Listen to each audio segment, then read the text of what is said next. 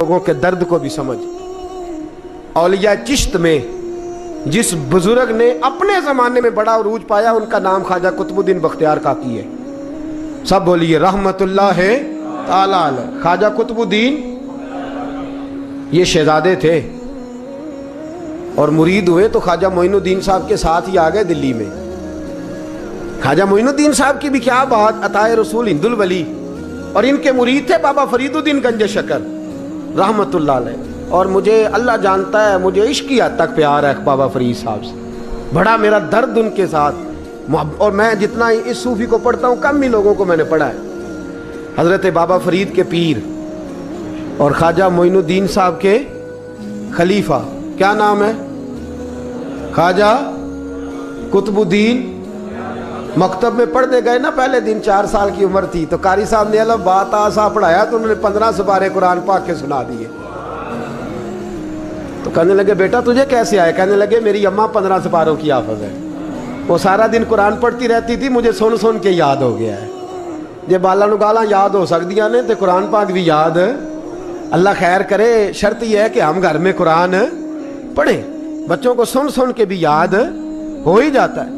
خواجہ قطب الدین اتنا عروج پایا اس شیخ کامل نے کہ وقت کا بادشاہ بھی مرید ہو گیا۔ سلطان شمس الدین التمش مرید تھا، دلی کا بادشاہ بھی مرید تھا، اجمیر کا بادشاہ خواجہ معین الدین صاحب کا مرید نہیں ہوا، نہ پاک پتن کا بادشاہ بابا فرید کا مرید ہوا، لیکن خواجہ قطب صاحب کو اللہ نے یہ عظمت بھی دی۔ یہ شان ہے نا، اگرچہ صدقہ سارا خواجہ معین الدین کے قدموں کا ہی تھا، لیکن دلی کا بادشاہ مرید ہوا، اور اتنا اعلیٰ مرید ہوا کہ جب خواجہ قطب الدین صاحب کا وصال ہوا تو 3 شرطیں لگائی تھی۔ فرمایا میرا جنازہ وہ پڑھائے، جب سے توبہ کیا پھر اس کا سینے بد حرام کے لیے نہ کھلا ہو، اور جب سے توبہ کیا پھر لقمہ حرام اس کے گلے سے نہ گزرا ہو، اور جب سے توبہ کیا پھر کبھی نماز تہجد بھی قضا۔ بڑے بڑے صوفی میری طرح کے گردن جھکا کے کھڑے ہو گئے۔ 7ویں صف سے دلی کا بادشاہ نکل آیا، کہنے لگا پیرا ساری زندگی میں نے پردہ داری سے عبادت کی تھی، تو جاتی دفعہ مجھے بے نقاب کر گیا ہے۔ اتنا بڑا انہوں نے شخص تیار، اور حال یہ تھا لوگ کہتے ہیں کہ فلانا آدمی امیر آدمی ہے تو حضرت صاحب کا تعلق پیر صاحب کا تعلق زیادہ ہے، تو اس کی عمارت نہ دیکھ، کبھی کبھی اس کی پرہیزگاری بھی دیکھ، اس کی خدمت گزاری بھی دیکھ۔ خواجہ قطب الدین صاحب پہ بھی الزام لگتے رہے۔ ایک الزام یہ بھی لگا کہ قریب چلے گئے۔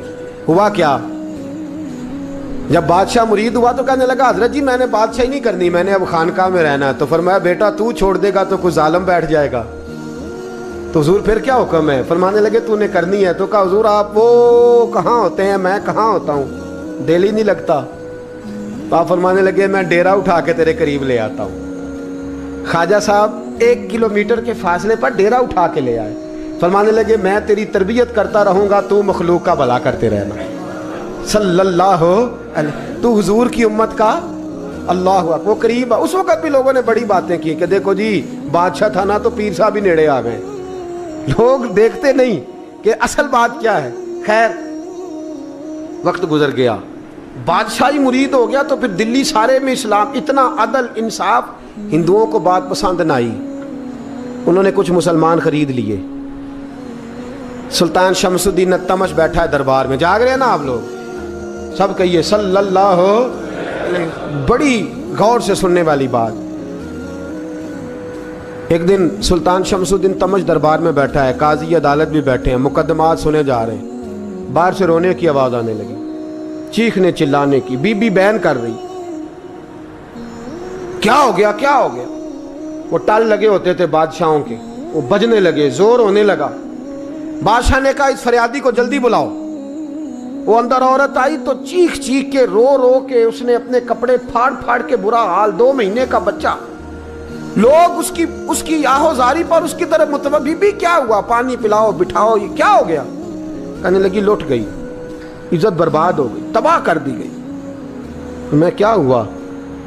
کہنے لگی بادشاہ ایک شخص میرا غیر شرعی خامند بنا، پھر مجھے حمل ہوا، پھر میری گود میں یہ بچہ ہے 2 مہینے کا، اب گئی ہوں تو وہ کہتا ہے کہ میرا تو تیرے سے تعلق ہی کوئی نہیں۔ بادشاہ کہنے لگے یہ سلطان شمس الدین تمش کی جگہ ہے، اور मैंने रसूलुल्लाह सल्लल्लाहु अलैहि वसल्लम के दीन के मुताबिक हुकूमत उस्तवार की है, कौन है जो तेरे साथ, अभी गर्दन ना काट दूंगा, बात कर कौन है।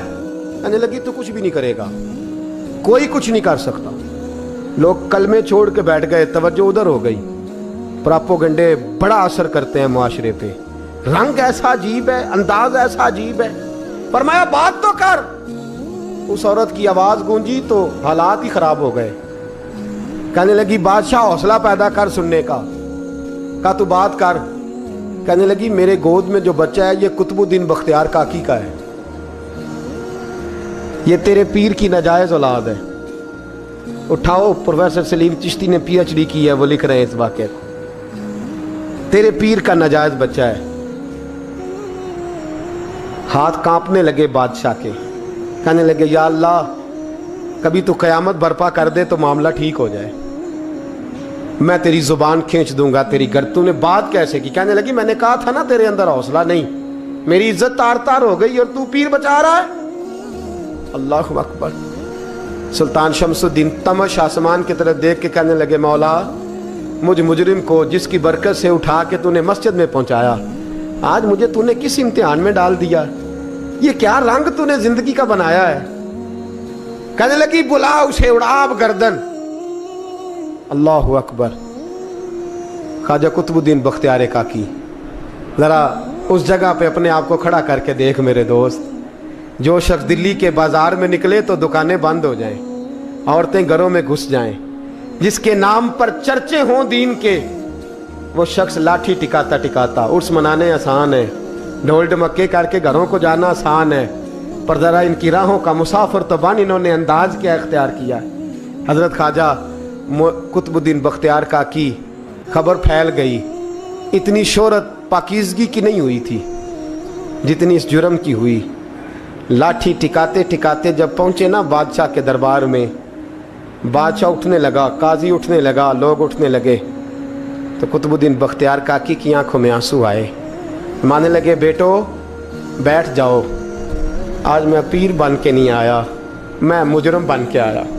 और कहा मेरे मालिक का इंसाफ भी देखो, दिल्ली का पीर आज दिल्ली की अदालत में अपने ना करदा जुर्म की सफाई देने आया है। बड़ी लाठी पे टेक लगाई, दिल्ली की गलियां भी रोती हैं कि ये क्या रंग, अल्लाह ये तेरा क्या रंग है, ये ते मैं गुड्डी ते हथ डोर सज्जन दे, ओ जिंज रखे उंज रहना है, वाजिब नहीं जे विच शरीयत, मंदा खसम नू कहना ए तन मेरा कंघी होवे, मैं जुल्फ सज्जन दी वावां, पोश मेरे दी जुत्ती बन जाए, मैं यार दी कदमी आवां, मारो मारो मैनू मार मुकाओ, कोई यूजर ना पेश ले आवां, जे सोहना ही मेरे दुख विच राजी, जे सोहना ही मेरे दुख विच राजी, ते मैं सुख नू चुल्हे डावां, पर यार फरीदा कदी बिल पे सोना,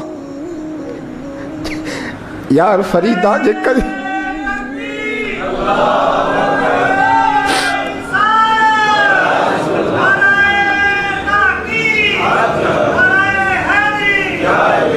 ये कदी मिल पे सोना, बस ओनू रो रो हाल सुनावा। टेक लगाई है, कहने लगी बीबी बोल दे गवाही। कहने लगी बीबी रब जानता है, रब का रसूल जानता है, पर मैं तुझे नहीं जानता, तू कौन है। कहने लगी अच्छा, वो लोगों को भेज के तहज्जुद के बहाने पिछले दरवाजे मुझे अंदर बुलाना, रब तेरा भूल जाना। फिर रोने लगी, फिर मकर करने लगी। मुझे बताइए ऐसा कोई मुकदमा हो तो लोग क्या कहते हैं, यकदम हालात बदलते हैं कि नहीं बदलते? दिल्ली का माहौल ही बदल गया, सारा सारा रंग ही बदल गया। औरत तो हिंदू थी, उसने तो झूठ मूठ के कलमे भी पढ़ रखे हैं। अल्लाह अकबर। ख्वाजा साहब पूछते हैं गवाह है कोई तेरे पास? तो 4 कलमा पढ़ने वाले खड़े हो गए। अल्लाह करे कलमा पढ़ने वाले बिका ना करें, आमीन तो कहें। तो खड़े होके कहने लगे हाँ हमने आते भी देखा है, जाते भी देखा है। ख्वाजा कुतुबुद्दीन साहब ने नज़र उस्मान की तरफ उठाई, कहने लगे अच्छा जो तेरी मर्जी, मैं गुड्डी ते हथ डोर सज्जन दे, वो जिंज रखे उंज रहना है, वाजिब नहीं विच शरीयत, मंदा खसम नू कहना। कहने लगे सुल्तान यार एक रात की मोहलत नहीं दे देता? मैं सवेरे सुल्तान भी रो पड़ा कि पीर साहब मैं नौकर اور میں بولتے ہیں اچھا حضور جیسے مرضی. باہر نکلے, خادم کہنے لگا حضور سواری پہ بیٹھ جائیں. مانے لگے نہیں یار آج پیدل جانا ہے. اس دلی کے چونکوں نے مجھے بڑی سلامیاں دی ہے, ذرا میں دیکھوں تو صحیح دلی کے بازار میری رسوائی پہ کیا کہتے ہیں. مجھے ذرا یہ پتھر بھی کھانے دے, ان کا ذائقہ بھی. پیدل گئے, دنیا سو گئی تو دلی کے بادشاہ نے اجمیر کی طرف منہ کیا. خواجہ معین الدین حیات تھے. بے خبر ہو جو غلاموں سے وہ آقا کیا ہے, بے خبر ہو جو غلاموں سے وہ منہ کیا. کہنے لگے معین الدین میں کوئی لوارث تو نہیں نا, میں کوئی لوارث ہوں کہ یہاں جو میرے ساتھ مرضی ہو جائے. تیری مجبوریاں درست مگر تیرا وعدہ تھا ساتھ دینے کا وقت آیا ہے. میں کوئی لوارث نہیں کہ اب تو اجمیر میں بیٹھا رہے اور میں دکھ سارا اکیلے برداشت کروں. بڑھاپے کا مجھے بھی پتہ ہے, کمزوری کا مجھے بھی پتہ ہے, ذوق کا مجھے بھی پتہ ہے, پر تتی تھوڑے تھکڑے خاندڑیاں, میں بھی تو تیرے نام تو مفت بھی خاندڑیاں. مجھے بھی تو پتہ ہے نا منم غلام نے علی حیدریم قادریم تمز احمد رضا خامی زنم. میں نے بھی تو اپنا نام نہیں نا جپا, تیرا ہی جپا ہے ساری زندگی. یہ لفظ کہے, کہتے میں رویا. آنکھ لگی تو حضرت خواجہ معین الدین صاحب خواب میں ملے. کہنے لگے قطب الدین میرا انتظار کرنا, میں پہنچ رہا ہوں. میرا انتظار کرنا, میرا انتظار. کیا کہا میاں صاحب نے؟ کہتے ہیں مالی دا کم پانی دینا, پھل کچے ہون یا پکے, اے پیر مرید دے سر تے ہی رہندا ہے, جھوٹے ہون یا سچے. میں آیا, فکر نہ کرنا. حضرت سویرے اٹھے, پھر گئے عدالت. پھر کہا نام بھائی پروٹوکول, مجرموں کا پروٹوکول نہیں ہوتا, میں اکیلا جاؤں گا. جس کے آگے پیچھے نعرے ہوتے تنے تنہا. 2-4 منٹ زیادہ لے لوں آج آپ حضرات. کہتے میں پہنچا عدالت اور جا کے جب کہا نا کہ ہاں جی حضور بتائیے گواہ بھی خلاف ہے مقدمے بولیں, تو کہنے لگے مجھے میرے شیخ نے حکم دیا ہے کہ میرا انتظار کرنا. پھر وہ جو باتیں کرنے والے تھے کہنے لگے جی کون گیا تھا اجمیر, کون آیا ہے وہاں سے, ہمیں روحانی باتیں نہ بتائی جائیں. یہاں سے تو ایک دن میں پہنچا نہیں جا سکتا, ٹرین بھی 36 گھنٹے لیتی ہے دلی سے جانے میں. تو کہا یہ کیسے ہو سکتا ہے, کوئی رات کو رات آپ کو خبر ہو گئی, آپ کیس کو لمبا نہ کریں. بادشاہ مرید ہے, لگتا ہے کہ یہ راتوں رات بھگا دے گا پیر کو. اتنی باتیں خواجہ صاحب نے سنی. جب بے گناہ آدمی کو یہ باتیں سننی پڑتی ہیں پھر دل بڑا ٹوٹتا ہے, پھر بڑی تکلیف ہوتی ہے. حضرت کہنے لگے یارو تمہاری مرضی. شمس الدین تمش کی آواز گونجی, فرمایا جیسے انہوں نے کہا ویسے کیا جائے گا.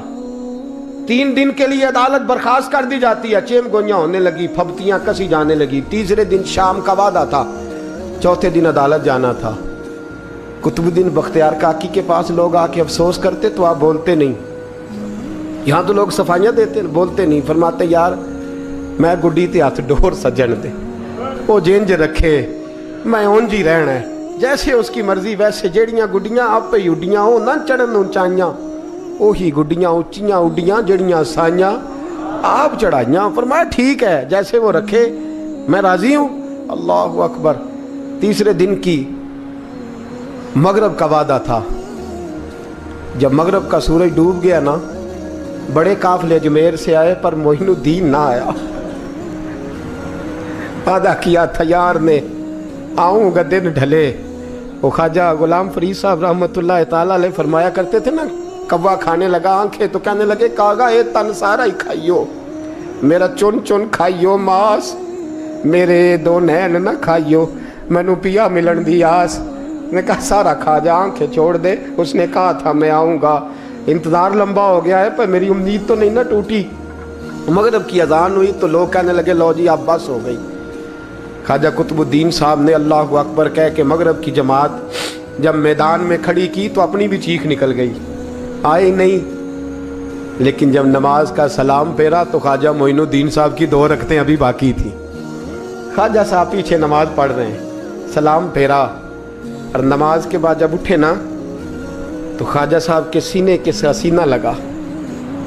تو کہا حضرت جی میں شہزادہ تھا, آپ نے کہا تھا خشک روٹی کھانا تو میں نے خشک کی کھائی ہے, آپ نے کہا تھا فاقے کرنا تو میں نے کیے ہیں, آپ نے کہا وطن واپس نہیں جانا تو میں نہیں گیا.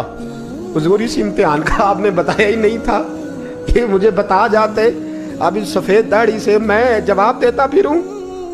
ख्वाजा मोइनुद्दीन साहब ने झटका, पीछे हट, तू ज्यादा इज्जत वाला है कि यूसुफ ज्यादा इज्जत वाला था? तू ज्यादा मकाम वाला है कि आयशा ज्यादा मकाम वाली थी? चुप कर, ये कुछ सूफिया का तरीका है, चुप कर। अर्ज की हुजूर गलती हो गई, मैं पहले नहीं रोया, तू मिला है तो रोया हो, मैं पहले नहीं तड़पा, मैंने शिकवा नहीं, तू मिला है, अपना ही को मिले तो दुख याद आते।